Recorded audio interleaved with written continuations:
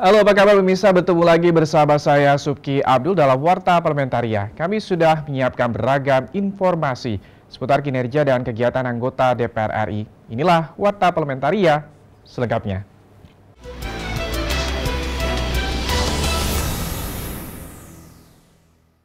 Pemirsa, pimpinan DPR RI menerima kunjungan Duta Besar Perancis untuk Indonesia Olivier Chambard dalam rangka memperingati 70 tahun hubungan diplomatik antara kedua negara.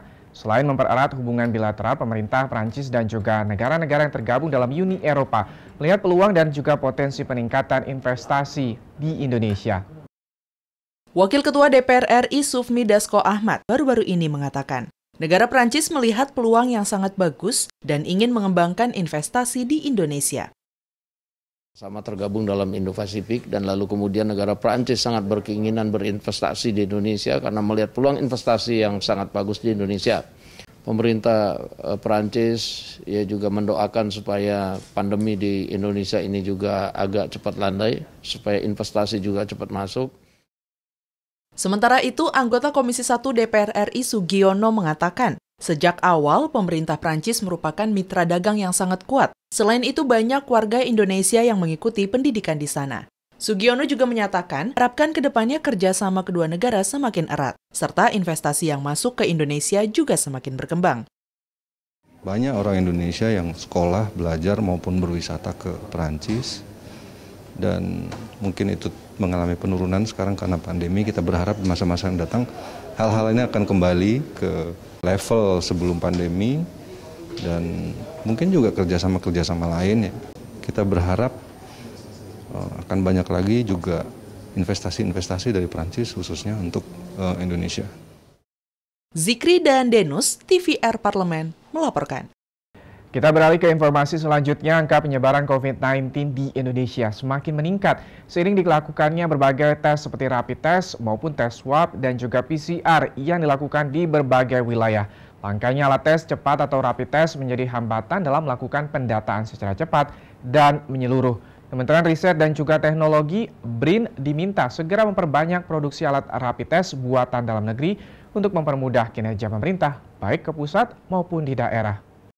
Anggota Komisi 7 DPR RI Diah Roro Esti mendesak pemerintah segera melakukan produksi alat rapid test dalam jumlah banyak agar produksi pendataan dan pemetaan kasus COVID-19 dapat dilakukan menyeluruh. Yang sudah produksi itu ada di kisaran 100.000. Namun target by the end of this year itu ada kalau tidak salah 1,4 juta. Dan harapan besarnya ini bisa didistribusikan secara luas di seluruh Indonesia, lapisan negara Indonesia, baik dari Sabang hingga sampai Merauke.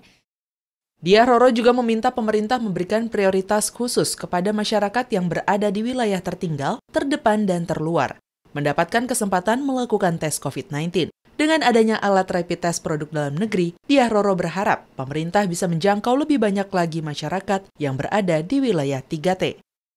Sebetulnya saya pernah mengusulkan sebelumnya agar memprioritaskan wilayah-wilayah 3T yang mungkin tidak ketahuan gitu ya bahwa sebetulnya ada kasus COVID di sana karena simply because mereka tidak pernah ngetes.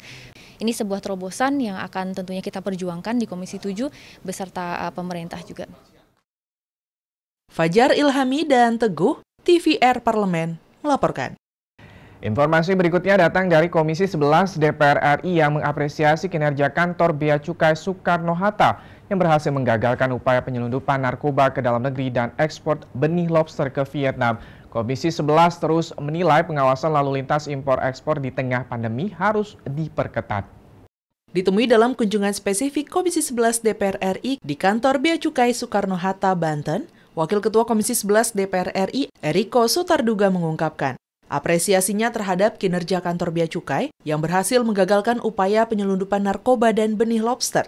Eriko menilai kerjasama yang dilakukan Bea Cukai, Bareskrim Polri, dan Otoritas Bandara Soekarno-Hatta sudah cukup baik.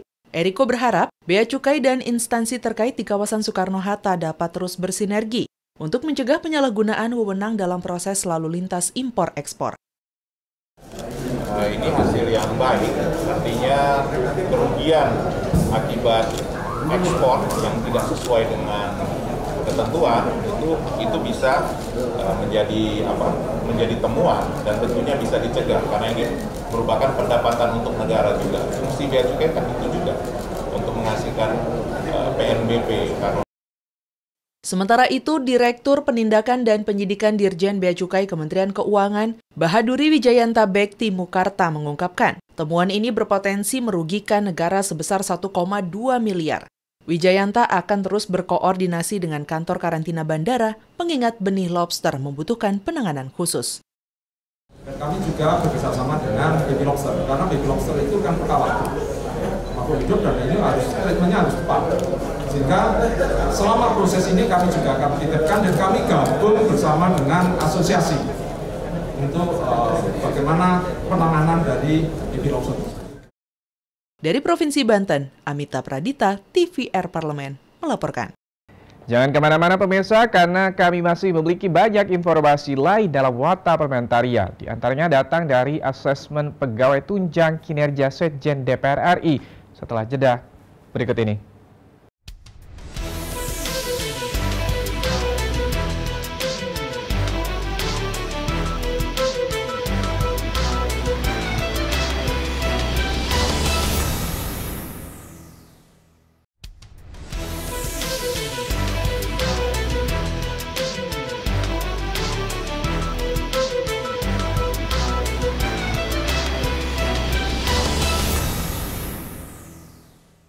Setjen DPR RI memetakan kompetensi pejabat pelaksana untuk menunjang kinerja Setjen DPR RI. Ditemui saat mengawasi pelaksanaan asesmen jabatan pelaksana, Kepala Bagian Kepegawaian Setjen DPR RI, Heni Widianingsih menyampaikan, asesmen pegawai dilakukan untuk memetakan kompetensi yang dapat dijadikan program pengembangan pegawai, di mana data asesmen dapat menjadi pertimbangan dalam penempatan pegawai. Heni menjelaskan, level pada asesmen jabatan pelaksana menyesuaikan dengan kebutuhan Sekretariat Jenderal dan tetap mengacu pada peraturan BKN. Ia berharap kegiatan asesmen pegawai dapat menunjang kinerja organisasi Setjen DPR RI dengan menghadirkan profil SDM yang berkualitas bagi anggota Dewan dan Kementerian. Diharapkan dengan kita mempunyai pegawai yang sudah terpetakan, kita juga bisa menempatkan mereka sesuai dengan the right man on the right place-nya, ya itu kan akan menunjang kinerja dari organisasi kita sendiri. Diharapkan kita ke depan memang lebih bisa menampilkan profil-profil SDM yang lebih baik. Diharapkan Dewan khususnya ya sebagai counterpart kami juga di hadapan kementerian-kementerian.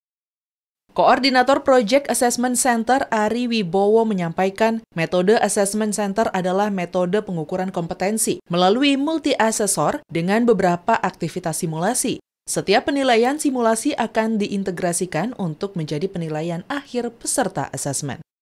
Diharapkan mereka akan tahu apa yang harus dilakukan untuk meningkatkan kompetensi-kompetensi yang mungkin masih kurang atau memang sudah cukup tetapi perlu ditingkatkan lagi kalau akan mengembangkan karir.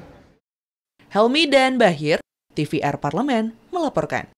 Kita ke informasi selanjutnya, Komisi 7 DPR RI mendorong pemerintah untuk memberikan dana tambahan pada lembaga Eijkman terkait pembuatan vaksin COVID-19 agar vaksin yang sedang diproduksi cepat terselesaikan. Anggota Komisi 7 DPR RI Andi Yuliani mengatakan penambahan dana dari pemerintah untuk pembuatan vaksin diperlukan. Mengingat saat ini lembaga Eijkman sedang dalam tahap pengembangan vaksin COVID-19. Andi mengkhawatirkan apabila Indonesia belum bisa memproduksi vaksin sendiri, impor vaksin akan terus dilakukan. Andi meyakini keadaan manusia di setiap negara berbeda-beda, maka dari itu perlu ada pembuatan vaksin lokal yang nantinya akan diberi nama merah putih. Saya melihat bahwa pemerintah Indonesia, khususnya teman-teman di Bappenas dalam mengalokasikan anggaran untuk lembaga Eijkman ini kecil sekali di pagunya. Jadi di lain pihak kita mendorong dia membuat vaksin, tetapi di lain pihak kita memberikan anggaran yang kecil. Jadi kalau vaksin kita dianggap tidak diterima, kita terus-menerus akan impor vaksin. Mengenai target pendistribusian vaksin COVID-19, Andi Yuliani Paris menjelaskan proses pembuatan vaksin memerlukan tahapan waktu yang panjang. Kemungkinan tahun depan baru bisa diberikan vaksin COVID-19. Karena untuk sekarang masih harus melalui 2-3 tahap percobaan lagi sampai akhirnya diuji cobakan pada manusia. Targetnya sih sebenarnya kita lihatlah tahun depan, karena tahun ini sudah sit ya, ada mungkin 2-3 tahap lagi untuk sampai menjadi vaksin yang bisa diintroduce atau dicoba kepada manusia. yang dicoba. Dan itu kan harus melewati banyak tahap dulu. Bondan dan Bani, TVR Parlemen, melaporkan. Pemirsa, kasus pemerasan dan pelecehan yang dialami oleh seorang penumpang pesawat saat melakukan rapid test di Bandara Soekarno-Hatta adalah sesuatu hal yang sangat memalukan. Prosedur rapid test justru dimanfaatkan oleh oknum yang tidak bertanggung jawab. Wakil Ketua Komisi 5 DPR RI Ridwan Bae meminta kepolisian berkoordinasi dengan Angkasa Pura II dan Kimia Farma untuk mengusut tuntas kasus ini. Jangan sampai kasus seperti ini terulang kembali di kemudian hari. Makanya saya minta agar ditempatkan orang-orang berintegritas, iya, yang berkompeten. Tapi kalau diragukan, ya sudah, tambah ada 1-2 orang lagi yang mendampingi di situ, sehingga dia tidak berbuat semena-mena. Artinya ada orang lain yang menyaksikan. Kalau dia ingin melakukan merubah status dari reaktif ke non reaktif misalnya, atau mungkin juga dari non reaktif menjadi reaktif. Kalau dia mengejar satu keuntungan di dalamnya, maka diperlukan pendampingan. Ridwan Bae mengatakan, tindakan oknum yang diduga melakukan pemalsuan dokumen hasil uji rapid test, pemerasan, tindakan asusila, dan intimidasi sudah sangat mencoreng nama baik bangsa. Untuk itu, Ridwan Bae mengusulkan saat rapid test perlu dilakukan pendampingan. Nah, saya berharap ya dari pihak kepolisian, kemudian dari pihak Angkasa Pura, kemudian dari pihak perhubungan untuk turun tangan dalam persoalan ini. Tidak boleh main-main, ya. Harus serius menangani persoalan COVID ini. Saya berharap betul Kementerian Perhubungan untuk segera mengambil langkah-langkah konkret terhadap oknum-oknum pelaku seperti ini. Andri Triana, TVR Parlemen, melaporkan. Informasi berikutnya datang dari Komisi 8 DPR RI. DPR RI melalui Komisi 8 berharap pemerintah merespon dengan cepat social shock yang terjadi di kalangan masyarakat akibat dampak pandemi COVID-19. Ditemui di Gedung Nusantara 1 DPR RI baru-baru ini, anggota Komisi 8 DPR RI Ali Taher mengatakan pandemi COVID-19 menyebabkan daya beli masyarakat turun dan mengakibatkan peningkatan stres di kalangan masyarakat yang dialami orang tua hingga anak-anak, terutama pada sektor pendidikan. Ali Taher mengatakan bantuan pulsa yang dijanjikan untuk menopang kegiatan belajar mengajar juga masih terhambat oleh masalah akurasi data dan mekanisme penyaluran. Menurutnya, respon pemerintah yang lambat dalam menyikapi implikasi-implikasi COVID-19 pada kehidupan masyarakat menimbulkan terjadinya gejala social shock atau kekagetan sosial di kalangan masyarakat. Bahkan jangan pulsa handphone saja belum tentu ada. Nah, dengan demikian maka kita mengalami semacam social shock, ya, kekagetan sosial yang begitu mendalam. Sehingga perlu diperhatikan aspirasi masyarakat apa saja yang diperlukan untuk bisa meringankan beban masyarakat yang terkena COVID ini, terutama pada sektor pendidikan keagamaan. Ali Taher menambahkan, mekanisme penyaluran pulsa harus dibuat dengan sebaik mungkin. Mekanisme tersebut harus menjamin bantuan pulsa tepat sasaran sampai ke murid hingga orang tua siswa. Kerjasama antara Kementerian Agama dengan mungkin Kominfo. Supaya Kominfo kan yang punya alat nih, punya ini nih, tinggal bagaimana mendorong supaya orang itu diberikan dengan data yang cukup by name, by handphone, ya. Panji dan Ridwan, TVR Parlemen, melaporkan. Pemirsa, kami masih memiliki banyak informasi lain dalam Warta Parlementaria. Tetaplah bersama kami.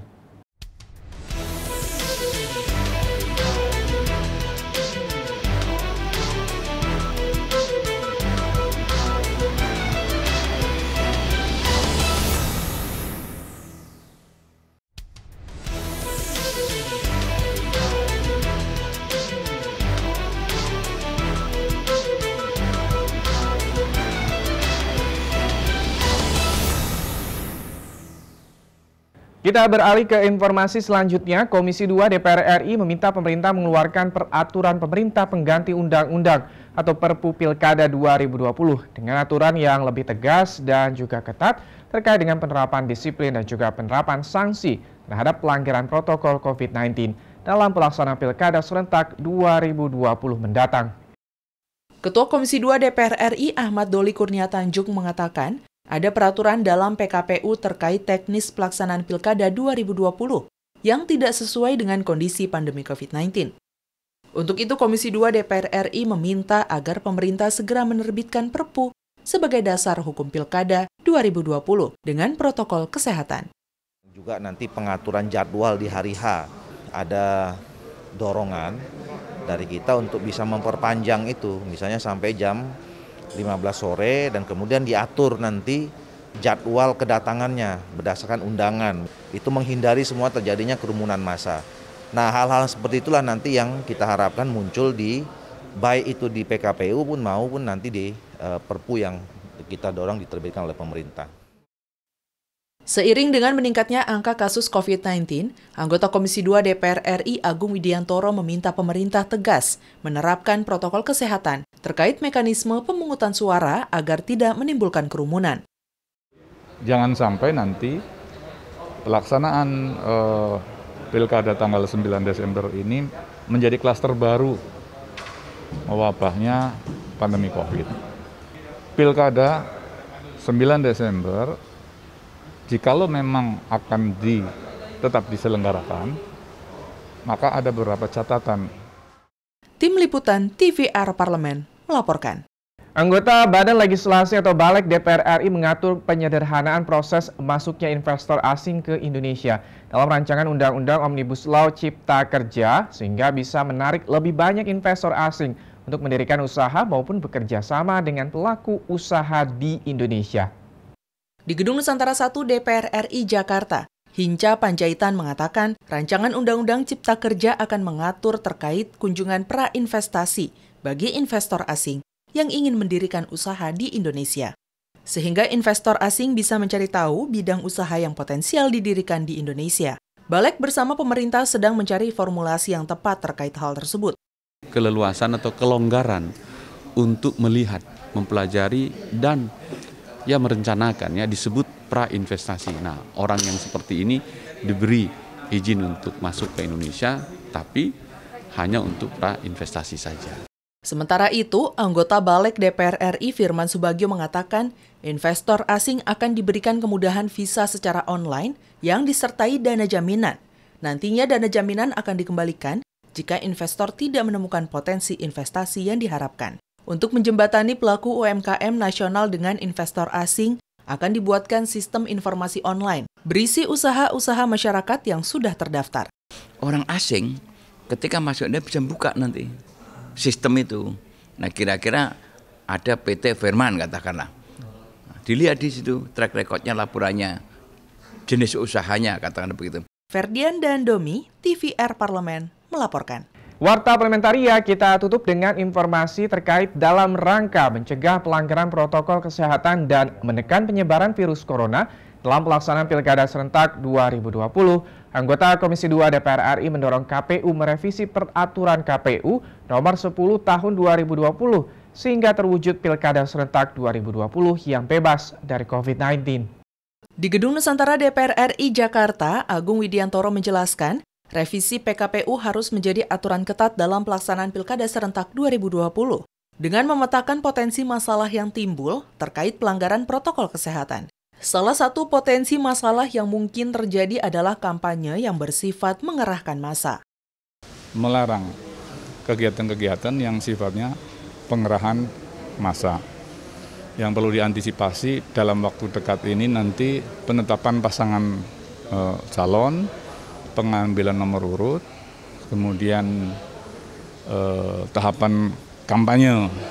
Anggota Komisi 2 DPR RI Agung Widiantoro menekankan penyelenggara pemilu harus mengedepankan disiplin protokol kesehatan dalam pelaksanaan Pilkada Serentak 2020 dan memberikan sanksi hukum yang tegas jika terbukti ditemukan pelanggaran protokol kesehatan oleh peserta Pilkada 2020.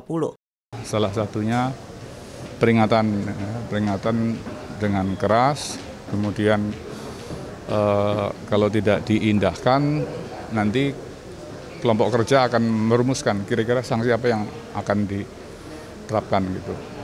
Kalau rapat terdahulu, Mendagri. Mario dan Syamsul, TVR Parlemen melaporkan. Pemirsa, demikianlah beragam informasi seputar aktivitas DPR RI yang sudah kami susun dalam Warta Parlementaria. Saya Subki Abdul beserta seluruh kerabat kerja yang bertugas undur diri. Terima kasih atas perhatian Anda. Wassalam.